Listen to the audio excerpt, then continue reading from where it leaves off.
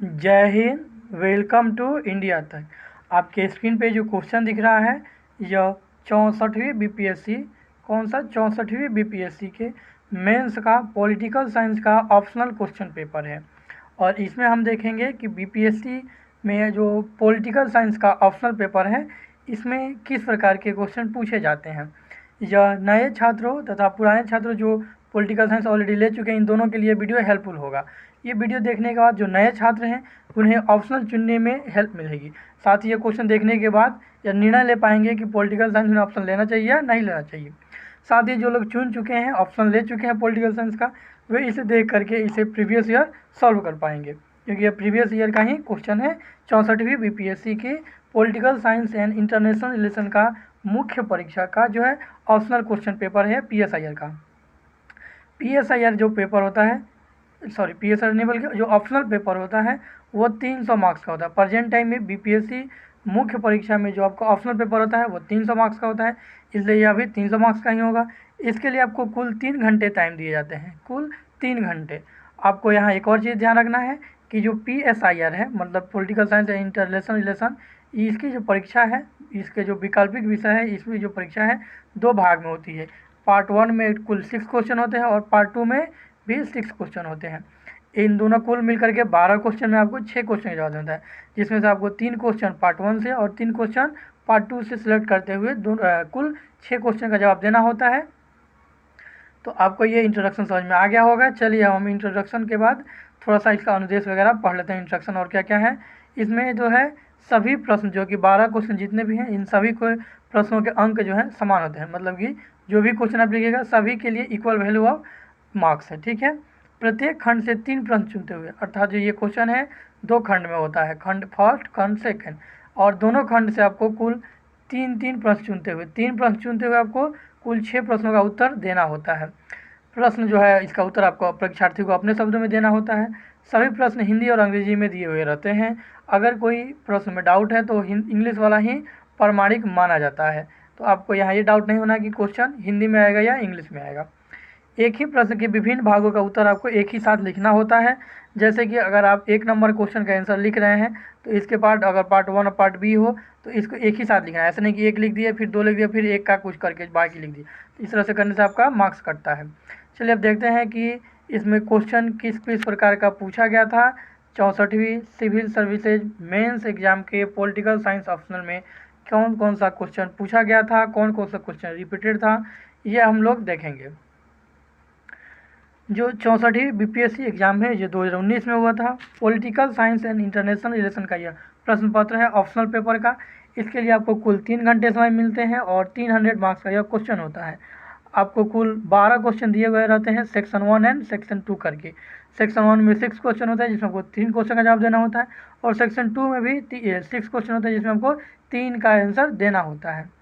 चलिए अब सेक्शन 1 में चलते हैं और क्वेश्चन को देखते हैं कि क्वेश्चन देख करके आप ध्यान लगा सकते हैं या अंदाज़ा लगा सकते हैं कि पीएसआईआर में किस तरह के ऑप्शन में क्वेश्चन पूछे गए हैं। पहला क्वेश्चन है, discuss the main feature of ancient Indian political thought. जो प्राचीन इंडियन पॉलिटिकल थॉट है अर्थात प्राचीन भारतीय राजनीतिक चिंतन की मुख्य जो विशेषताएं हैं इनका आपको विवेचना करना है। ये है पहला क्वेश्चन। दूसरा क्वेश्चन है, do you agree with the view. क्या आप इससे सहमत हैं। पूरा क्वेश्चन पहले हम देख लेते हैं। Do you agree with the view that Kautilya Arthashastra is mainly the work of statecraft and not the work of political philosophy. अर्थात ये पूछ रहे हैं, आपका विचार जानना चाह रहे हैं यहाँ एग्जामिनर कि क्या आप इस बात से सहमत हैं, क्या आप इस बात से सहमत हैं कि कौटिल्य का अर्थशास्त्र मुख्य रूप से शासन कला का ग्रंथ है, राजनीतिक दर्शन का नहीं। राजनीतिक दर्शन का मतलब होता है उसमें राजनीतिक फिलॉसफी दिया हुआ रहता है, लेकिन जो कौटिल्य का अर्थशास्त्र है इसमें चंद्रगुप्त मौर्य और साथ ही और आपको नाम अर्थशास्त्र है लेकिन चंद्रगुप्त मौर्य के कालीन शासन कला, शासन व्यवस्था से संबंधित, राजनीतिक शासन से संबंधित इसमें जो है विचारधाराएं वगैरह दी हुई है। तो ये आप पढ़िएगा तो ज़्यादा बेटर समझ में आएगा। अगला क्वेश्चन देखते हैं। हमको यहाँ सिर्फ क्वेश्चन ही बताना है, क्योंकि अगर हम आंसर बताने लगे तो ये 3 घंटा का आपको हो जाएगा वीडियो हमारा, इसलिए हम सिर्फ यहाँ क्वेश्चन दे रहे हैं। बाकी आपको आंसर खुद से लिखना है। आंसर राइटिंग करने के साथ आप हमारे ग्रुप को ज्वाइन कर सकते हैं, जहाँ आपको भेजने के बाद आपका चेक भी हो जाएगा। अगला क्वेश्चन है, क्रिटिकली एग्जामिन द, आपको क्रिटिसाइज करना है, एग्जामिन करना है the basic principle of liberalism, अर्थात उदारवाद के आधारभूत सिद्धांतों का आलोचनात्मक परीक्षण कीजिए। जो उदारवाद है अर्थात लिबरलिज्म है, इसके जो आधारभूत सिद्धांत है इनका आलोचनात्मक परीक्षण करना है आपको।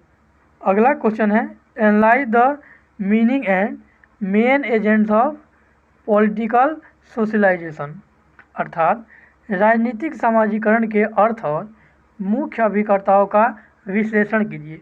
जो हमारा समाज का राजनीतिकरण किया गया है, इसके अर्थ और मुख्य इसका अभिकर्ता क्या क्या है, इसका आपको विश्लेषण करना है। अगला क्वेश्चन है Raja Ram Mohan Roy was the prophet of modern age, explain. आपको एक्सप्लेन करना है कि राजा राम मोहन राय आधुनिक युग के पैगंबर थे। ये क्वेश्चन हिस्ट्री में पूछा भी जाता है, 1 मार्क में जो पीटी था तो उसमें भी पूछा गया था कि किसे आधुनिक युग का पैगंबर कहा जाता है, तो ये राजा राम मोहन राय को कहा जाता है।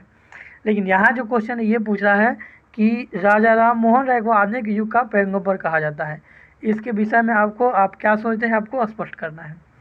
अगला क्वेश्चन है, discuss the system of judicial review, how far in your opinion is it necessary for constitutional government. अब ये कहना क्या चाहता है क्वेश्चन, ध्यान से समझिएगा। न्यायिक पुनरावलोकन की पद्धति का विवेचन कीजिए। जो हमारे कॉन्स्टिट्यूशन में न्यायिक पुनरावलोकन की पद्धति दिया गया है, इसका विवेचना करना है आपको। आपके विचार से संवैधानिक शासन के लिए यह कितनी आवश्यक है, इसकी आवश्यकता क्यों है संवैधानिक शासन के लिए। तो ये हम सभी जानते हैं कि इसकी बहुत आवश्यकता है। अगर न्यायिक पुनरावलोकन नहीं रहेगा तो शासन व्यवस्था में और अधिक भ्रष्टाचार बढ़ जाएगा, इसलिए यह न्यायिक पुनरावलोकन आवश्यक है। बाकी आप इसके बुक से लिख सकते हैं। अब ये सेक्शन 1 में टोटल 6 क्वेश्चन था। इन 6 क्वेश्चन में आपको कोई भी 3 क्वेश्चन का आंसर लिखना है। जैसे कि अगर आप 2 नंबर क्वेश्चन लिख रहे हैं तो आप आंसर शीट में लिखेंगे 2 और उसका आंसर लिख करके आगे लिखेंगे। अगर आप क्वेश्चन नंबर 4 लिख रहे हैं तो यहाँ 4 और फिर ऐसा नहीं कि आंसर शीट में ये आपका पहला क्वेश्चन है तो 2 का 1 लिख दें, इस तरह से आप नहीं लिखना है, आपको ध्यान रखना है। सेक्शन 2 में देखते हैं। सेक्शन 2 जो है आपको इसमें जो है ज़्यादातर इंटरनेशनल रिलेशन से ही क्वेश्चन पूछे जाते हैं, तो आइए इसे भी देख लेते हैं। In the present context of international politics, non alignments movement has lost its relevance, critically examine the statement.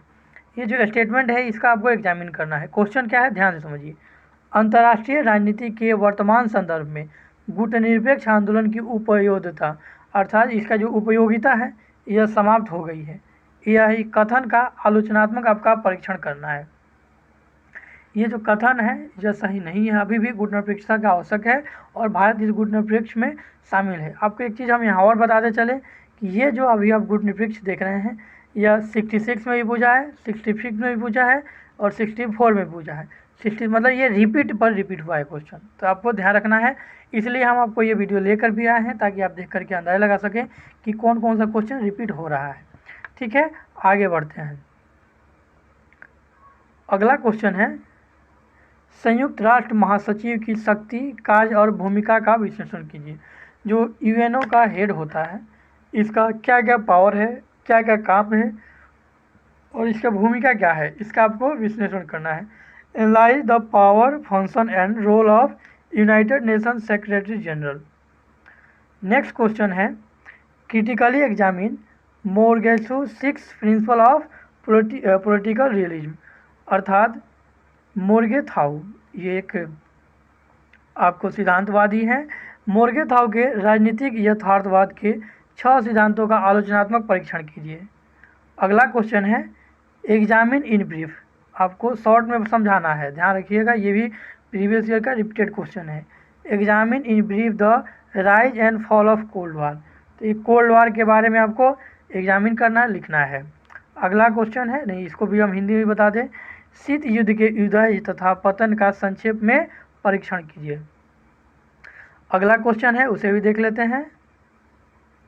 अगला क्वेश्चन है, discuss the main issue of the development and developing countries in the context of north south dialogue.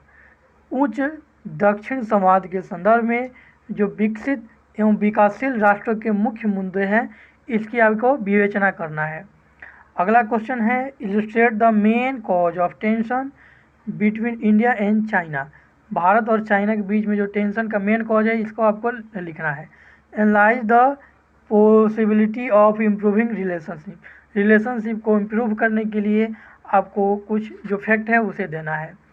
Hindi में इसको हम देख लेते हैं। भारत एवं चीन के मध्य तनाव के मुख्य कारणों पर प्रकाश डालना है। मुख्य कारण क्या है बताना है आपको। संबंधों को सुधारने की संभावनाएं क्या क्या है, इसका आपको विश्लेषण करना है। देखिए, ये जो सेकेंड पार्ट है, ये इंटरनेशनल रिलेशन से ही संबंधित होता है। तो इसमें भी 6 क्वेश्चन है और इसमें से आपको 3 क्वेश्चन का आंसर देना होता है।